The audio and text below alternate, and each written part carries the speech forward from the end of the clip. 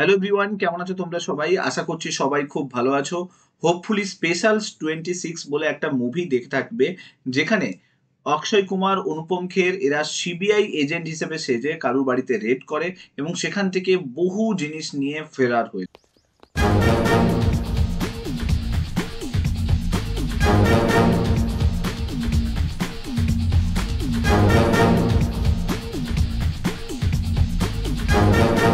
Agarwal traders, income tax की तरफ से आए हम लोग। कोई कॉल नहीं करना है, कोई नहीं। सही है। चाबी किधर है? किधर है चाबी? जल्दी निकालिए। वो खाता नहीं वो...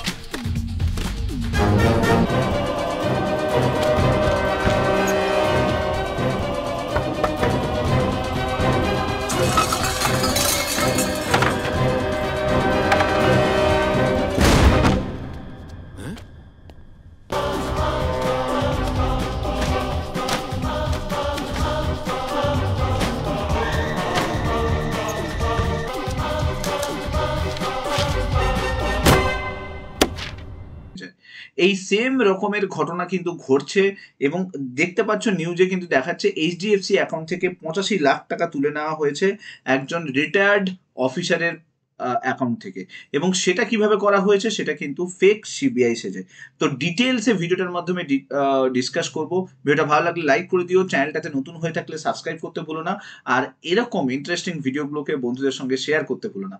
তো আজকের ক্লাসে আমরা সাইবার ফ্রড বা সাইবার ক্রাইম বিভিন্ন ধরনের উপায় যে সমস্ত লোকেরা নিচ্ছে তার প্রসেসগুলো বলবো এবং কিভাবে এই ফ্রডটা হয়েছে সেটাও ডিটেলসে ডিসকাস করব। দেখো, একজন রিটায়ার্ড অফিসার ছিল, এক্সিকিউটিভ অফিসার বলতে পারো, সিনিয়র এক্সিকিউটিভ ছিল একটা মাল্টি ন্যাশনাল ফার্মে। সে টোটাল 85 ল্যাক্স কিন্তু এই সাইবার ফ্রডের শিকার হয়েছে। সিবিআই গ্যাং হিসেবে সেজে কিছু মানুষ তার কাছ থেকে কিন্তু 85 লাখ টাকা কিন্তু তুলে নিয়েছে। এবার দেখো, এরা যে সেজে এসছে, কেউ সিবিআই অফিসার সেজে এসছে, কেউ কাস্টমস অফিসার সেজে এসছে, কেউ নার্কোটিক্স ডিপার্টমেন্ট, কেউ ইনকাম ট্যাক্স, এরা সবাই কিন্তু বিভিন্ন ধরনের ডিপার্টমেন্ট থেকে সেজে এই সিনিয়র এক্সিকিউটিভের কাছ থেকে কিন্তু 85 লাখ টাকা হচ্ছে ফ্রড করে। আর এই ফ্রড কমপ্লিটলি কিন্তু হয় অনলাইনে কিসের মাধ্যমে? স্কাইপি কলের মাধ্যমে কিন্তু এই পুরো ফ্রডটা কিন্তু কমপ্লিট হয়। পুলিশ অলরেডি এটার উপরে কেস ফাইল করেছে এবং জেনে রাখো, অন্ধ্রপ্রদেশের বিশাখাপত্তনমে এই ধরনের ঘটনাটা ঘটছে বলে জানা যাচ্ছে।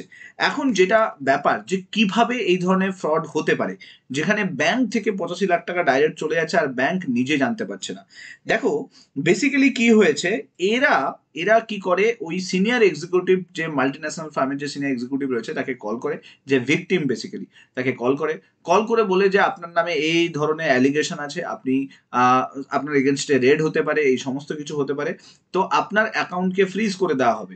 আপনার অ্যাকাউন্টে যা ডিটেলস আছে সেই ডিটেলসগুলো তারা ডিটেলসে বলে। এইচডিএফসি অ্যাকাউন্টে ওই ভিকটিমের কিন্তু অ্যাকাউন্ট ছিল, তো এইচডিএফসি অ্যাকাউন্টের অল ডিটেলস বলে এবং দেন বলে যে অ্যাকাউন্টে যত টাকা আছে সেটা ইনভেস্টিগেশন করার দরকার হবে, আর যদি ইনভেস্টিগেশন হয় তারপরে গিয়ে কিন্তু ক্লিন চিট দেওয়া যাবে।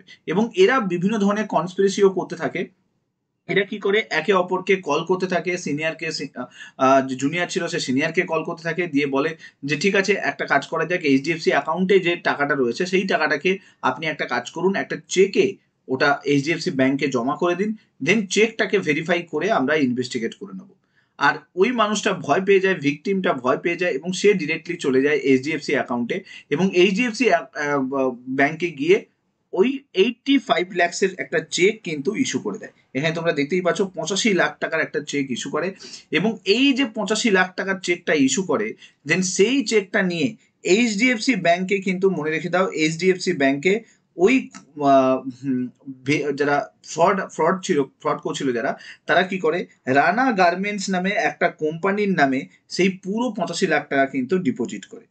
ঠিক আছে, তো এই যে মানুষটা, মানে যে ভিকটিম হয়েছে, সে কিন্তু জানতো না যে তার যে পুরো অ্যাকাউন্টের ডিটেলস, সে সমস্ত ফ্রড যারা রয়েছে তারা তারা কিভাবে পেয়েছে। দেখো, টোটাল এই যে যত টাকা পেয়েছে, মানে 85 লাখ টাকা, তো যে দেখো 85 লাখ টাকা কিন্তু 105টা অ্যাকাউন্টে টোটাল ট্রান্সফার করা হয়েছে, যার জন্য পুলিশের কাছে এটা অনেক বেশি প্রবলেমেটিক হচ্ছে যে এই 105টা অ্যাকাউন্টকে ট্রেস করা। এখন কোয়েশ্চেন হচ্ছে, এই রানা গার্মেন্টস যে কোম্পানিটা এটা কোথায় রয়েছে? এই কোম্পানি কিন্তু এইচডিএফসি অ্যাকাউন্ট রয়েছে কিন্তু উত্তমনগরে, উত্তমনগর দিল্লি, এখানে কিন্তু তাদের এইচডিএফসি অ্যাকাউন্ট রয়েছে, সেই অ্যাকাউন্টে কিন্তু এটা ট্রান্সফার করা হয়েছে। এবার যখন পুলিশ এটাতে ইনভলভ হয়, দেন তারপরে যখন যায় পুলিশ যখন গিয়ে ওখানে এইচডিএফসি ব্যাংকে যখন গিয়ে চেক করে এবং তাদের অফিসিয়ালদের সঙ্গে কথা বলে, তখন জানা যায় যে এই যে রানা গার্মেন্টস, এই রানা গার্মেন্টস কিন্তু হচ্ছে কোনো হচ্ছে প্লেসই নেই, রানা গার্মেন্টসের কোনো অর্গানাইজেশনই নেই। অ্যান্ড তার সঙ্গে সঙ্গে যে কোম্পানিটা ওখানে ছিল, রানা গার্মেন্টস বলে যে কোম্পানিটা ছিল, সেই জায়গায় অন্য কোম্পানি তৈরি হয়ে রয়েছে। এবং যেটা সব থেকে মজার বিষয় সেটা হচ্ছে যে এই যে পুরো কেসটাতে অবভিয়াসলি কেওয়াইসি করলে জানা যেত যে রানা গার্মেন্টস কার নামে আছে, কিন্তু দেখা যায় যে এইচডিএফসি ব্যাংক সেটা কিন্তু উইদাউট কেওয়াইসি কিন্তু এই রানা গার্মেন্টসের নামে অ্যাকাউন্ট খুলে দিয়েছে। ঠিক আছে, কোনো কেওয়াইসি নেই। ঠিক আছে, এবং রানা গার্মেন্টসের যে ওনার আছে তাকেও কিন্তু ট্রেস করা যাচ্ছে না, এবং তার যে কোম্পানিটা যেখানে তৈরি হয়েছিল সেই কোম্পানিটাও কিন্তু ওখানে নেই, ওখানে অন্য কোনো কোম্পানি কিন্তু রয়েছে। তার মানে বুঝতেই পারছো, রিসেন্টলি আরবিআই বিভিন্ন ব্যাংকে কিন্তু এই কেওয়াইসির ওপরে কিন্তু ব্যান লাগিয়েছে। তোমরা জানো রিসেন্টলি কিছুদিন আগে কোটাক মহিন্দ্রা ব্যাংকে কেওয়াইসি ইস্যু নিয়ে প্রবলেম ক্রিয়েট করছিল, তার আগে পেটিএম ব্যাংকে পুরো কেওয়াইসি ইস্যুর জন্য বন্ধ করা হয়েছে। তো বুঝতেই পারছো এই ধরনের সাইবার ফ্রড ভবিষ্যতে হতে পারে, তার জন্যই কিন্তু আরবিআই বিভিন্ন ধরনের কিন্তু স্টেপ নিচ্ছে। এবং এই যে ফ্রড, এই ফ্রডে অবভিয়াসলি ব্যাংকের পার্সন কিন্তু কানেক্টেড থাকতে হবে, তা না হলে ফ্রড কি করে হবে? একটা এইচডিএফসি ব্যাংকের চেক যদি ব্যাংকে ফেলে আসা হয়, তাহলে সেই ব্যাংকের কর্তৃপক্ষই শুধুমাত্র ওই ব্যাংকের সমস্ত ডিটেলস বলো বা যা কিছু বলো, ওই চেকটা বলো, সেটাকে বের করতে পারবে, অন্য কেউ তো বার করতে পারবে না। তো তাই জন্য ওই চেকটা কেউ না কেউ, কোনো না কোনো ব্যাংকের এমপ্লয়ি সেটা কিন্তু ফ্রডস্টার যারা রয়েছে, যারা ফ্রড করছে তাদের সঙ্গে কিন্তু শেয়ার করেছে। দেন তারপরে সেই চেকটাকে 85 লাখ টাকা চেকটাকে কিন্তু ভাঙানো হয়েছে এবং রানা গার্মেন্টসের নামে ট্রান্সফার করা হয়েছে। দেন রানা গার্মেন্টসের অ্যাকাউন্ট থেকে 105টা এরকম অ্যাকাউন্টে কিন্তু পরপর করে কিন্তু চলে গেছে। এখন কোয়েশ্চেন হচ্ছে যে এই যে পুরো সাইবার ফ্রড যেটা চলছে, এই সাইবার ফ্রডের কিন্তু একটা বড় সেগমেন্ট কিন্তু ভারতের বিভিন্ন জায়গায় কিন্তু অ্যাক্টিভ আছে। এবং দেখো এরা কিন্তু প্রপার অ্যাকনোলেজমেন্ট লেটারও কিন্তু, ফ্রড লেটার, জাল লেটারও কিন্তু ওই রিটায়ারমেন্ট যে অফিসার রয়েছে তাকে কিন্তু প্রোভাইড করেছে। এই ধরনের ঘটনা এখানে শুধুমাত্র নয়, তেলেঙ্গানাতে রিসেন্টলি 7.9 করোড় একজন ভিকটিম ছিল, সে কিন্তু রিফান্ড পেয়েছে 7.9 করোড়, অর্থাৎ তার এত কোটি টাকা কিন্তু পুরোটাই ফ্রড হয়ে গিয়েছিল, তারপর সেটা পরবর্তীকালে ফিরে আসে। এরপরে তুমি যদি দেখো মুম্বাইতে 68 ইয়ার্স ওল্ড একজন বিজনেসম্যান ছিল, তার অ্যাকাউন্ট থেকে 2.31 লাখ সাইবার ফ্রড হয়েছে। এরপরে আমরা যদি দেখি রিসেন্টলি 36 লাখ টাকা অনলাইনে কিন্তু সাইবার ফ্রডের কথা কিন্তু নিউজে এসেছিল, 36 লাখ টাকা কিন্তু তুলে নেওয়া হয়েছে। এই ধরনের অনলাইন ফ্রড কন্টিনিউয়াস চলছে এবং গভর্নমেন্ট বিভিন্ন ধরনের স্টেপ নিচ্ছে। গভর্নমেন্ট অলরেডি তুমি যদি দেখো Indian cyber crime coordination centre তৈরি করেছে, ফরেন্সিক ল্যাবরেটরি সেন্টার তৈরি করেছে, সাইট্রিন পোর্টাল তৈরি করেছে, national cyber crime reporting portal তৈরি করেছে, কিন্তু ইফেক্টিভলি এখনো পর্যন্ত সমস্ত কিছু কিন্তু রান করানো যায়নি। আর এই অনলাইন ফ্রডের কথা কিন্তু কন্টিনিউয়াস কিন্তু বিভিন্ন জায়গায় বিভিন্ন সময় কিন্তু নিউজে আসছে। দেখো এই ফ্রড থেকে বাঁচতে গেলে যেটা সব থেকে মোস্ট ইম্পর্টেন্ট জিনিস, যেগুলো আনঅথেন্টিকেট কল বা যেগুলো যে সমস্ত কলের কোনো স্প্যাম টাইপের আসে, যে সমস্ত কল, সেই সমস্ত কলের সব থেকে বেশি ওদেরকে এন্টারটেন না করা, ওদের বা অনেক সময় দেখবে হোয়াটসঅ্যাপে বিভিন্ন আননোন নাম্বার থেকে কল আসতে স্টার্ট করে, তো সেই আননোন নাম্বারগুলো কলগুলোকে রিসিভ না করা, কারণ রিসিভ করলেও এটা হতে পারে যে বিভিন্ন ধরনের কিন্তু ডিটেলস ওরা পেতে পারে। আর বর্তমান দিনে তোমরা জানো যে আমরা যেভাবে অনলাইনের সঙ্গে কানেক্টেড হচ্ছে, বিভিন্ন জায়গাতে আমাদের অনলাইন সমস্ত কিছু ডিটেলস প্রোভাইড করছে। তো ইন ফিউচার গিয়ে এই সাইবার ক্রাইম যে অনেক বড় একটা জায়গা ধারণ করবে না, সে তার কোনো কিন্তু একদম সিওরিটি নেই। অনেক বড় একটা জায়গা কিন্তু সিওর নিতে পারে এই সাইবার ক্রাইম, কারণ আমাদের কাছে এখন আধার আমাদের অনলাইনে হয়ে রয়েছে, তো এভরিথিং অনলাইন আছে। তো অনলাইনে কিন্তু যদি প্রপার সিকিউরিটি ফলো না করা হয়, তাহলে বড় সড়ো সাইবার ক্রাইম কিন্তু আসতে পারে। নাও তুমি যদি জানো যে সাইবার ক্রাইমের সব থেকে বড় আখড়া কোনটা, এই ধরনের ফোন সাইবার ক্রাইম যদি দেখো, সব থেকে বড় আখড়া ছিল কিন্তু ঝাড়খণ্ডের জামতারা। কিন্তু সেই জামতারাকেও কিন্তু এখন টপকে গেছে কে বলতো, রাজস্থানের ভরতপুর সিটি।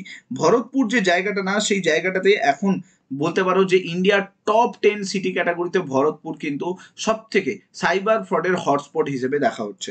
এবং জামতারা জানো, রিসেন্টলি জামতারাতে প্রায় 22,000 সিম কার্ডকে সিজ করা হয়েছিল এবং টপ আমরা যদি মেট্রো সিটিগুলোর মধ্যে দেখি তাহলে বেঙ্গালুরুকে পেয়ে যাবে টপ মেট্রো সিটি, যেখানে কিন্তু সব থেকে বেশি সাইবার ফ্রড বা সাইবার হচ্ছে ক্রাইমের মানুষ কিন্তু শিকার হচ্ছে।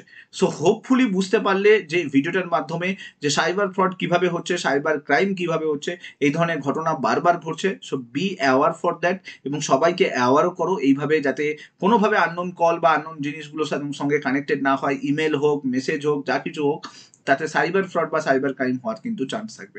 ভিডিওটা ভালো লাগলে লাইক করে দিও, আর এই ধরনের অ্যাওয়ারনেস ভিডিওগুলোকে মাস শেয়ার করতে ভুলো না। আর চ্যানেলটাতে নতুন হয়ে থাকলে কিন্তু মাস সাবস্ক্রাইব করে নিও, আর কমেন্টে তোমার নিজের ওপিনিয়ন জানাতে ভুলবে না। Thank you so much. Next ভিডিওতে তোমার সঙ্গে আবার দেখা হচ্ছে। Till then, bye by.